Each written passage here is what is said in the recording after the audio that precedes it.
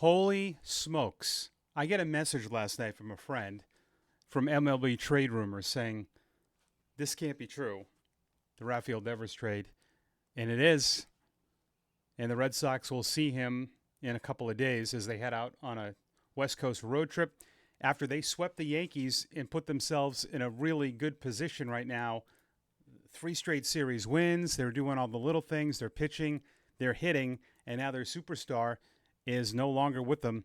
It is a Monday edition of Red Sox Now, which I had to re-record. I already had an edition ready, a fired up Monday after, but we have to re-record it. It's presented by Fan Arch here on YouTube. The Sox are a half game out, tied with Minnesota, behind Tampa, Toronto, and the team they play tonight, Seattle, for that final wild card with a lot left. But having an unbelievable week, have won 5 in a row. Make sure, I know you're going to comment, you're going to like, you're going to subscribe. Listen, yeah, I'm in shock. You know, that I think that's what a lot of people that I've talked to are in shock. And I really don't know what to think. There are so many sides to this. There are so many levels to this. And we'll get to that. The Red Sox get Kyle Harrison back, a prospect pitcher who's been had 1 full year in the big leagues. He's struggling this year. He'll be assigned to Worcester. And some of the other pieces that they get will be in the minor leagues as well. They got the 13th overall pick from last year's drafts. He was taken right before, or right after, which is interesting, Montgomery, the guy that they traded for Crochet. Jordan Hicks, to me, is a one-inning reliever. He's been on the injured list. He wanted to become a starter. He got a lot of money. The Red Sox are actually going to eat that, the $35 million that he's owed. But he's a reliever. James Tibbs and minor league pitcher Jose Bayo. Tibbs is an outfielder, 13th overall pick. But, you know, like I've told a few people, the return is really not we'll get to that. I think people are, and I get this, people are angry, and I want to try to have intelligent conversation. I know it's hard, all right? I get it, but screaming and yelling constantly and being completely irrational is not what I want to do. You know, I hopped on TikTok Live last night and on Twitch. Follow me on Twitch behind the mic. You can find me on TikTok as well. Search Mike Antonellis. But to just continually scream and yell and be trolls on social media, I can't do that. We got to try to have somewhat intelligent conversations. We got to stop bringing up all this stuff in the past. I get people are angry. I get that. And there's definitely things to be upset about. But the one thing that I want to go over a few things why this is why you don't change GMs over and over and over and over. This is on John Henry with that. This is what happens. Because every person before, they're not going to speak the same language. They're not going to feel it. But this is, when Alex Cora said Heim was the one that thought Devers could play third base long term, and they gave him that money, the last regime, not us. That tells you everything you need to know. And I brought that up before. But that, to me, is the first problem. You can't keep doing this. Cashman's been with the Yankees since 1986.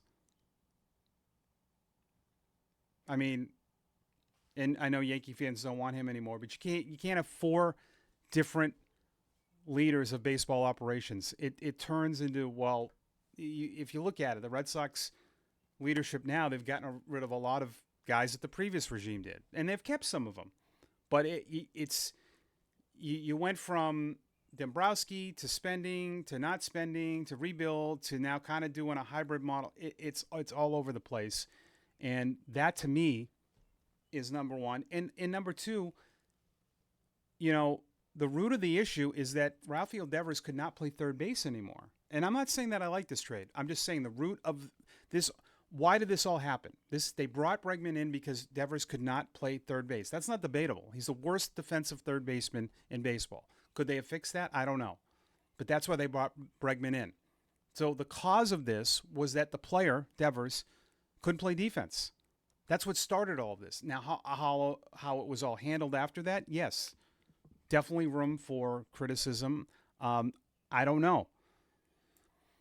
I wasn't in a lot of those conversations. But it does seem that Devers was pretty hurt about this. But again, he didn't get better defensively. So all this started there. I'm not saying I like the deal at all because I think it's weird with how you're playing to cut loose this kind of guy right now because he wrecks games. Like, I am conflicted. I really am. And let's see if they do something else. So again, this was a baseball decision. All the sports radio shows here are going to blame John, saying that John Henry's doing this to save money. That's ludicrous, first of all. You can certainly blame him for not wanting to give Mookie the money, but to say that he's trying to save money now doesn't make any sense. That's not why they're doing this, because they are going to reallocate that money. They are. They are. And you can say, well, Anthony and Meyer, they're probably going to give them contracts north of 100. Well, they haven't done anything. Yeah, but all of you were all over social media saying that they've done injustice to those two. But saying it's about the money right now is crazy.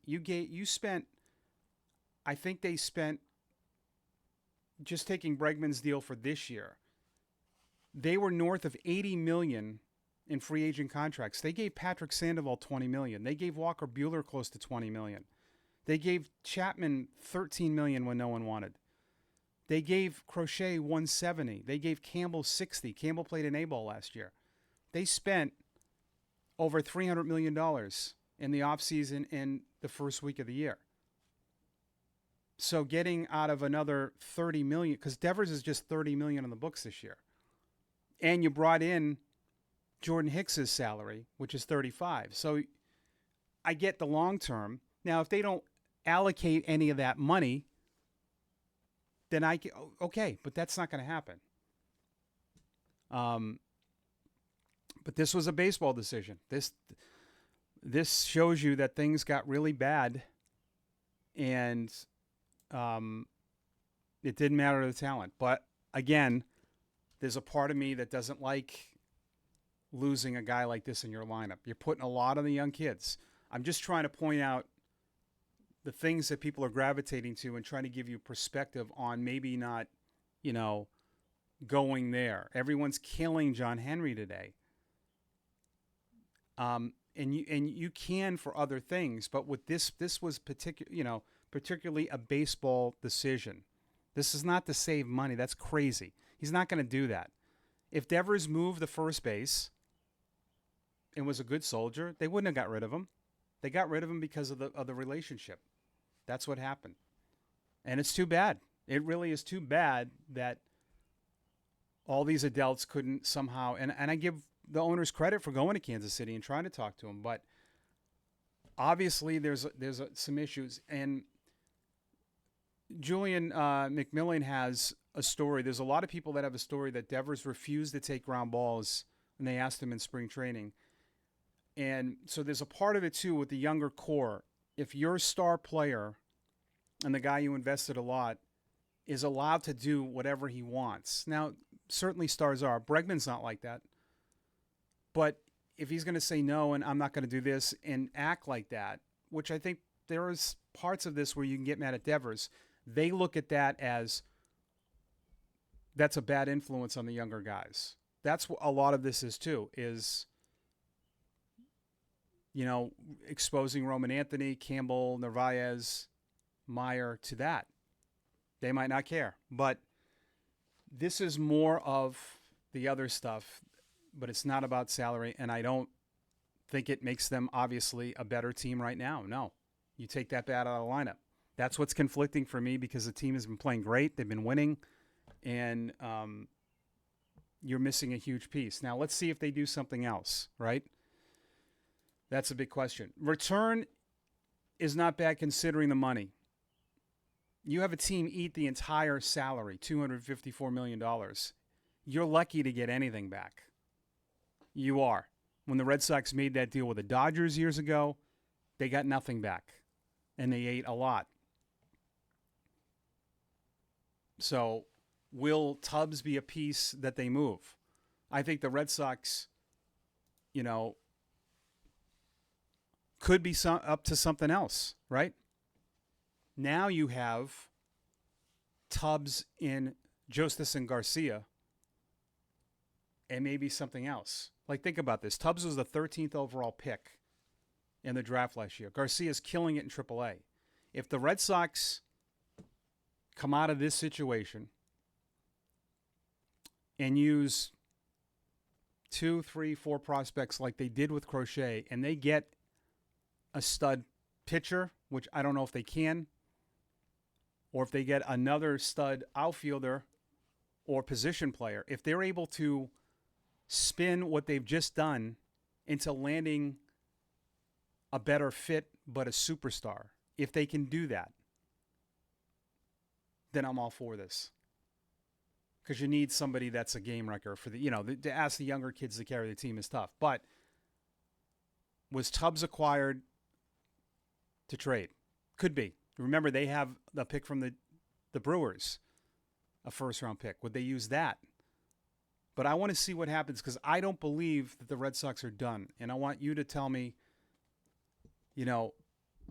are they able to land a Paul Skeens? I don't think so. But he does not want to be there. It's pretty obvious. If you were able to do that, which I think would cost you someone off your 25-man roster, maybe 2 guys, would you do that? Would you be happy if that was the end-all? If the Devers money and prospects went to getting, probably not. But if it was to get someone like Kyle Tucker, which I don't think you can, but another superstar maybe we're not thinking of. So if they can swing that, then I would be happy, and I think there are going to be some moves coming. All right, we got to hear from you now. Comment below, subscribe, and like the channel. Red Sox Now on this Monday. Let's see if they can go for 6 in a row tonight, minus Rafael Devers, who they'll see on this trip.